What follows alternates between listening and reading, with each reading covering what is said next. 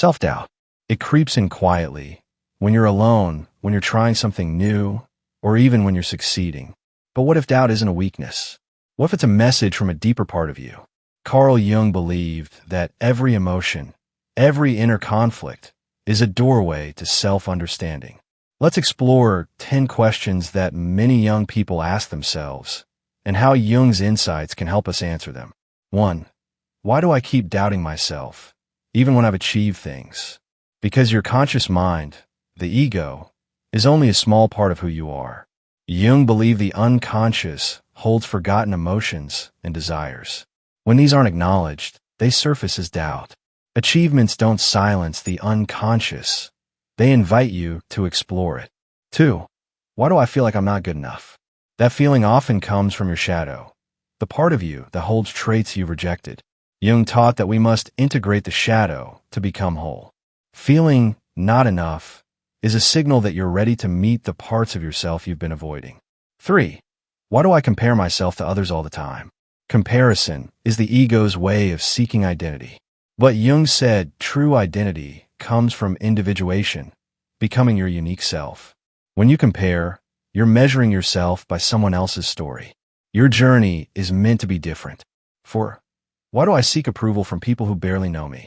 That's the child archetype within you, craving safety and validation. Jung believed we all carry universal patterns, archetypes that shape behavior. Seeking approval is natural, but healing begins when you learn to approve of yourself first. 5. What if I don't know who I really am? That's not a failure. It's the beginning.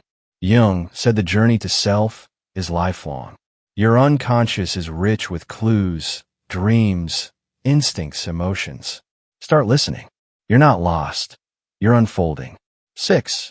Why do I overthink everything? Overthinking is the ego trying to control uncertainty. Jung believed we must balance thinking with feeling, intuition, and sensation. If you're stuck in your head, ask what your heart and body are saying. Wisdom isn't just mental, it's holistic. 7. What if I'm afraid to show my true self? That fear is your shadow speaking. Jung said we fear what we haven't accepted. But your true self isn't dangerous. It's powerful. When you embrace your flaws, your doubts lose their grip. Courage isn't the absence of fear. It's the decision to be real anyway. 8. Why do I feel disconnected from others, even in a crowd? Because connection starts within. Jung believed we must reconcile with our inner world before we can truly bond with others. If you feel disconnected, it may be time to reconnect with your values, your story, your soul. 9. How do I begin healing from self-doubt? Start by asking better questions. Not what's wrong with me, but what is this doubt trying to teach me? Jung said, until you make the unconscious conscious, it will direct your life, and you will call it fate. Healing begins with awareness. 10. Will I ever feel truly confident? Yes, but not by chasing perfection. Confidence comes from wholeness. When you accept your light and your shadow, your strengths and your wounds, you become grounded.